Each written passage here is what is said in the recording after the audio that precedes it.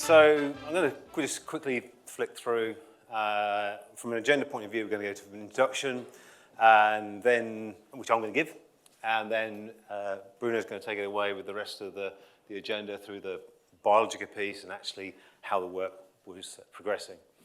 And as we've just been introduced, myself and Bruno work for Eli Lilly, which is a medicines company. Most of people just think about a medicines company being the end product, that piece that goes to the patient. But the journey to get that drug to the patient starts a decade before. And there's a lot of work that goes into generating the data that supports the research that eventually gets the drug to market.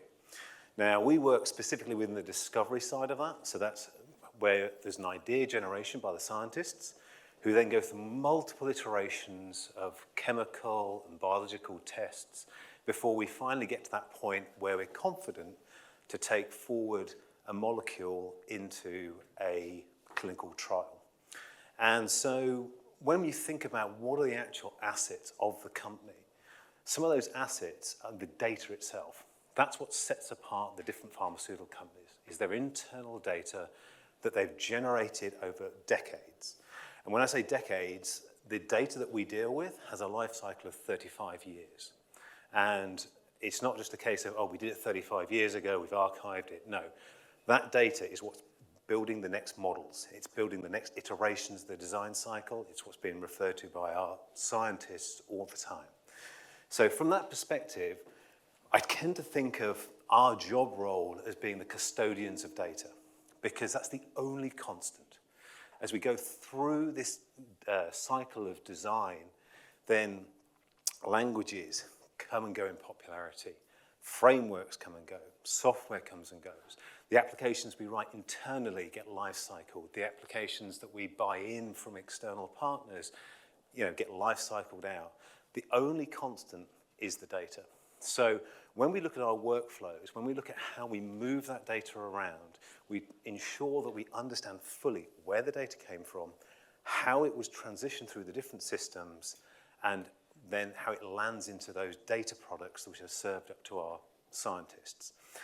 And in doing this for the past 2 decades, I've come across multiple different applications where we're trying to mimic some of the abilities that Temporal now gives us out of the box. And obviously each of those causes a lot of time to deliver to market.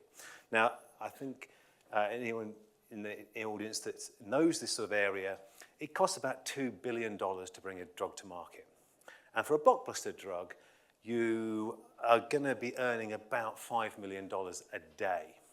So as we're pushed by our senior management to basically do more with less and to deliver faster and bring the products from our teams, which are aiding our scientists bring the drugs to market sooner, we want to accelerate that because every day is $5 million. So if we can abstract away from our developers the need for the abilities of observability, for durability, and let them concentrate on that business logic, that bit that really sets apart bringing and understanding the data to the point where we can then bring the drug to market, that's a real accelerator for us. So as we look at the next iteration of our architecture that underpins all of this, we're looking to move from application to a platform-based approach and looking for an underpinning workflow engine to do that. And one of my colleagues introduced me to Temporal some years ago, and we looked at it and we decided, yes, this is going to be what we're going to go forward with. But that takes time. Bringing those platforms takes time. And as I mentioned, having gone through multiple different workflow frameworks in the past, I knew there's always pitfalls, there's always problems. So I wanted to have a look at from like a spike team to understand what can we do with this software? What are the pitfalls? What are the learnings that we need to take forward into the platform as we scale out? And at that same time, we looked at rewriting one of the applications called Biologica, which eventually will come onto this platform. And we had an MVP time for this. to bring in 3 months a first version, MVP.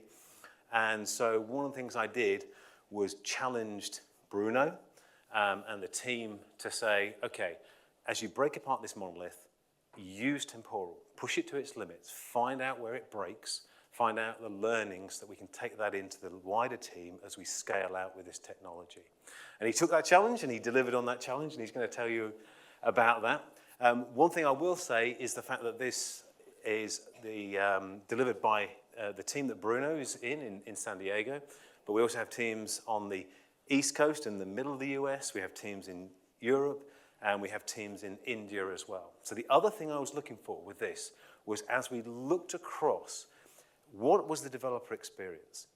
Is it truly easy enough for all those different developers to pick up and run on so that we get to that cycle time of within day, i.e. when the San Diego team are going to sleep, the India team are coming online, they're picking up the bugs, they're delivering in, because they're concentrating just on that business value part, and they're not having to wait on all the illities that underlie for the sort of platform level of observability, et cetera. And with that, I'm going to hand over to Bruno to tell you how he achieved this.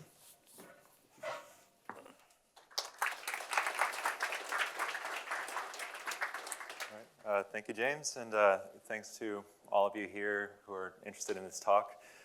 So my goal here today is to tell you the story of how we decomposed our monolithic application. I want to give you some context into what the legacy application does, the reason why we do this work, some of the challenges that we had in decomposing, and how Temporal has helped us in creating this deliverable. So at Eli Lilly, our mission is to create medicines that make life better for people around the world. And it's in light of this that we justify our architecture decisions, and that motivates us to improve on the product. Biologica is our monolithic drug discovery system. It enables scientists to track their data, to aggregate data, to tame their experiments in a centralized fashion that allows them to make important business decisions.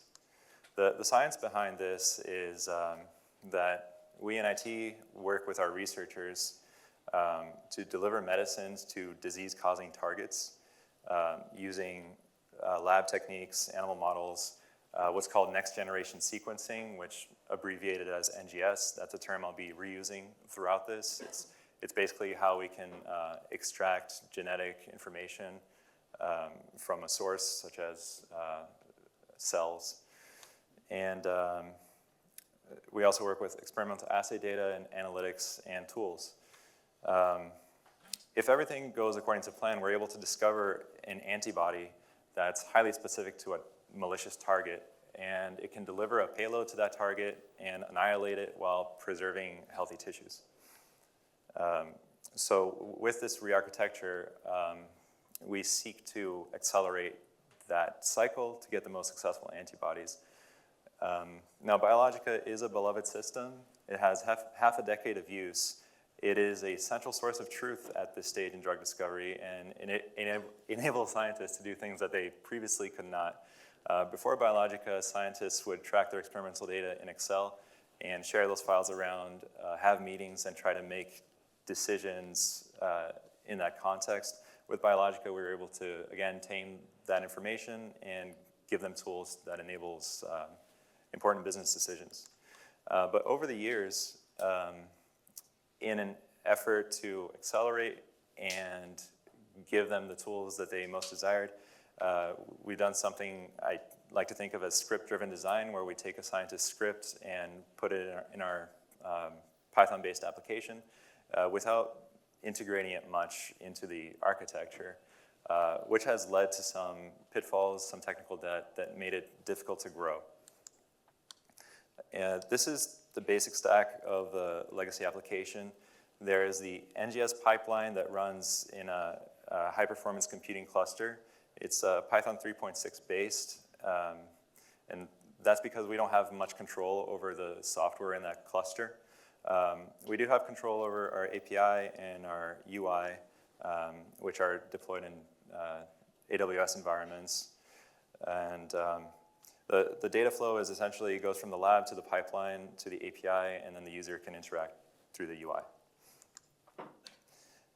There's a key aspect in the NGS pipeline that we call fanning out. So in an experiment, we have thousands of cells to analyze. Those cells are each represented by a file. And we can process that cellular data in parallel. And on HPC, we have a tool called QSub that is able to batch these jobs into another compute node, which uses multiprocessing to run the jobs in parallel. At the end, we fan in, collect those results, and then post to our Biologica API. From a user's perspective, they do their experiments in the lab, they upload their data. The NGS pipeline then picks up the data and starts running. It takes about an hour for each experiment. There is a bottleneck. If you have multiple experiments, that time will add. So if you're trying to run 2, it'll take 2 hours because of resource constraints. Once all the data is processed and there are no errors, it gets posted to our Biologica API, which parses that data and persists it into a database. When that data is ready, the user can then go through the UI and collect it, which will then, after we decompose the data, it recomposes the data again, and that's highly time-consuming. So the entire process can take between 2 to 9 hours for the scientists to actually see their data, which is a great opportunity to enhance that antibody discovery cycle that I mentioned previously, because oftentimes they'll try out new things in their experiments and something goes not according to plan. And they need time to try again, maybe do another experiment or run the analysis under different conditions. A big flaw in this architecture is in the NGS pipeline, because it only produces a tip of the iceberg set of results and posts to the API. So that's all the users have access to. If they do want to inquire about what happened to their data set, they'll typically go to the maintainer of the pipeline and have to ask pointed questions to try to get at the original source data. So a big goal in this re-architecture is we want to surface that data up to the user transparently. And a big desirable trait of Temporal is in the event histories. We can see exactly what happened to a derived result, all the transformations that took place. So Temporal has helped us to really inspect the pipeline, debug results, and surface the necessary information to users. We had an opportunity to go from our monolithic application to a microservices approach with a 90-day MVP that James mentioned. In the monolith, we had several problems and I touched on some of them: tight coupling, the technical debt, scattered logic throughout. Django is a really great framework, and you can make very good Django applications by setting clear boundaries between your apps. But over time, we didn't have that. It got a little chaotic, and we had business logic duplicated in the front end and the back end in multiple places. We had different versions of the same software being used, such as inputs to that software, depending on where you're running it, will yield different results. So throughout this process of going to microservices, we were able to identify all those locations and address them. And some properties of microservices that we think are really helpful is a concept called information hiding, where you charge a service to be in charge of a business process. And it's none of the client's business how those processes work. The microservices are stewards of the data and how to manage it. And that helps prevent those cases where we're duplicating work and drifting in how we operate. So once we decided to embark on this 90-day MVP, we started a design process to identify process boundaries. Our monolithic application, again, was entangled and highly coupled across Django applications and the UI and the initial NGS pipeline. We were able to come together and identify the key business domains that will enable us to accelerate data aggregation and get results for our scientists. Namely, those domains are the NGS domain, the experimental assays, project management, and the new data aggregation tool. And we had plans to use Temporal to orchestrate these services together. We used what's called a strangler fig approach to prevent disruptions to the user experience, to be able to continue using our legacy application as we develop new tools. So for our architecture, we wanted to deploy our code to a Kubernetes environment. And so we had an internal framework where we could do that at Lilly. And our goal was to persist data in microservices and use them to model business rules, and to use Temporal for orchestrating those calls between our APIs. So some key decisions are that we wanted each microservice to expose RESTful APIs using open API JSON schemas. The data and project services will tap into our legacy database through newly created views that will satisfy the contracts that we want those microservices to implement while still reusing the existing platform. And the final goal is to aggregate data. So a big piece of this is surfacing that legacy NGS pipeline and all of its artifacts. And contrary to the other services where we could have a wrapper around database views, we had to implement this from scratch in the new Kubernetes environment. And we wanted to see how far we could go with just porting the script as much as possible. So that was pretty quick. And it had the advantage of all of the intermediate files from the jobs being stored in one place. So you didn't have to worry about network calls. But the disadvantages in doing that is that we realized that we had other clients that needed the tools that were deployed in the original NGS pipeline script. And we wanted to take those internal tools and have them be standalone microservices. So that was a decision that the team made. And then the NGS pipeline would reach out to those microservices for processing. And the other major disadvantage is now that we no longer have a scaling solution. Before we had our high performance cluster compute node where we could scale jobs. We don't have that anymore, so we need a solution for that. Our first iterations is on your left, where we have, because we don't have a scaling solution, the jobs run synchronously, and it takes an impossibly long time for a single experiment to finish. Our goal was to implement that design on the right, where the jobs are run in parallel, and the work is distributed across microservices. And that's what we essentially have today. Our first pass used Temporal with child workflows for each of those jobs. And we ran into the 2,000 workflow limit and refactored it to using an activity that would use the Temporal client to execute new workflows. And that worked out pretty well, but we lost some of the traceability and just went back to the child workflows and found a solution using Temporal's wait condition to wait for the number of workflows to be less than 2,000 before executing a new one. So it's satisfactory today, and should we need to scale in the future, we can refactor again. But it was a great learning experience, for sure. So yeah, James introduced us to Temporal, and the NGS workflow was one of our implementations, and the second one is the data aggregation workflow, which is the primary need for the users. So the NGS workflow operates whenever the NGS data is ready in the lab, and it will persist that data.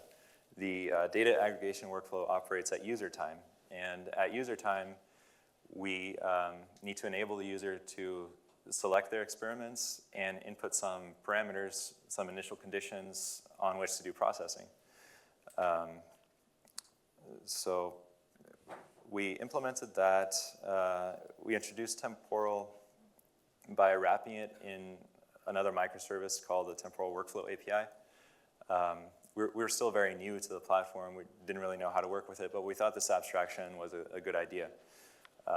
So this Temporal Workflow API allowed clients to execute workflows and to get workflow ID that they could use to poll until their workflows are finished and return a value. For data aggregation, the UI would poll until the data set is ready for visualization, and then it would fetch the data set from the data aggregator service and display to the user. So the pros is that we were able to successfully isolate business domains and create a small proof of concept with some test data. And it worked. Each service, you could independently query the APIs to get them to do what you need them to do. The cons is that it did not work in production with larger data loads. There were too many database calls per request because of our NGS data model. We tried to save each sequence and make a call for each sequence in the database. And there were some payloads were much too large. Like I mentioned that the NGS pipeline in the past relied on disk file I/O for reading and writing to files, and now we're doing that over a network. So we literally tried to pass the data along through payloads, and that was just an insurmountable problem at the time. So it was causing crashes and didn't know what to do. So that's clearly a problem we had to solve. Alongside that, we wanted to persist the intermediate artifacts of the NGS tools. So we thought a great solution would be something like a Kubernetes shared volume or S3. So we isolated these problems one by one. So first, the large payload size over the network. Is there a way that we can have the benefits of local CLI tools in a distributed fashion? And we found, yes, there is. We can use S3 to pass S3 URIs and also keep memory low by using a great Python library called Polars, which allows you to stream from S3 and do tabular operations on your data. There were too many database calls to fetch DNA from our NGS schema. Yeah, that was causing problems. But because we wanted to store the NGS artifacts anyway, we had a natural store of data in S3. So why not just use that as the source of truth? So we were able to eliminate having a database and just relied on S3, so that removed that complexity. It also reduced the number of requests that the NGS API had to satisfy. But this was, we had another realization that we were rewriting our monolith in this new Temporal Workflows API, and that's going backwards in a sense. So we're trying to think of ways to decompose that Temporal Workflow API again. Okay, so the next part is on optimization. The data transfer problem, we were able to solve that using S3 and Polars, but there was a new problem. After solving those challenges, we found that the entire process was taking a longer time than the old system. And this is a common pitfall, apparently with Temporal, specifically in the Python SDK, because the Python workers use a custom async IO event loop. So if you have blocking code in your asynchronous activities, it can block the execution of other activities. And we found that's what was happening. We were able to use the temporal observability features through the UI to isolate where exactly that was happening. And specifically, the libraries causing this problem were the libraries that enabled us to solve the data transfer problem, which was Bodo3 in Python. So to solve that, we had to go to the docs, learn about async IO. We found an escape hatch called run an executor, which I learned during this conference that is what's used internally for the synchronous Python workers anyway. But by using async workers and running this run an executor method where we need, we're able to have workers that can handle both IO-bound and CPU-bound functionality. So it gave us a lot of flexibility, and we also used async libraries where we could, such as AIO files, to create temporary files in our services, and HTTPX to make external calls. So running low on time, I want to just kind of skip over a few sections. There was a pattern that I liked very much called domain-driven design, which I was able to apply in the NGS microservice. So I isolated the business logic into the core application and deployed it to different interfaces called driving adapters. This is where your clients can access your business rules, and use a new library called FastHTML. And it was really cool because it allows you to do in Python what you can do in JavaScript frameworks, where you have an end-to-end LSP observability in your code. Skip over that. And a cool design pattern I found was ports and adapters, also known as hexagonal architecture. I'll leave that as an exercise to the reader. And then some final thoughts are that we have a lot of lessons learned. This was kind of a brain dump, but I do want to give some chance for Q&A, so that's it.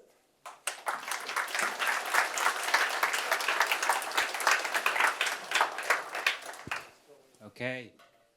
Thank you, Bruno. Thank you, James. If there are any questions, please raise your hand and I will come to you right over there.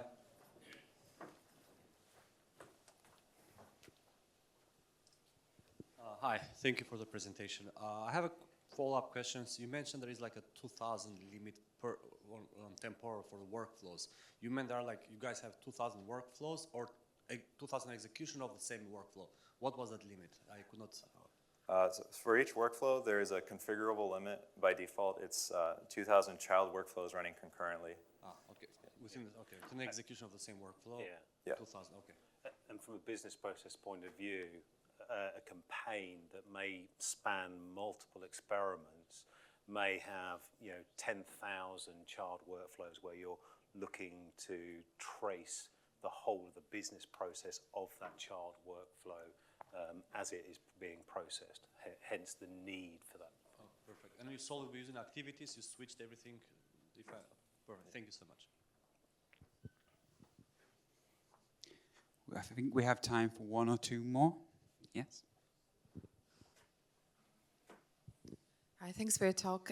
You mentioned that you decided to move away from activities because you lost the traceability. Could you talk a bit more about that? What does it mean? Right. So in the temporal UI, if you have a parent workflow and that spawns child workflows, you have a relationships tab, and you can drill down to all of the subsequent work under that parent workflow. If you have an activity that uses the temporal client to start new workflows, you don't have that relationship anymore. You just have the activity that runs, and then you have independent workflows that run somewhere in the ether. Okay, we have time for one more question.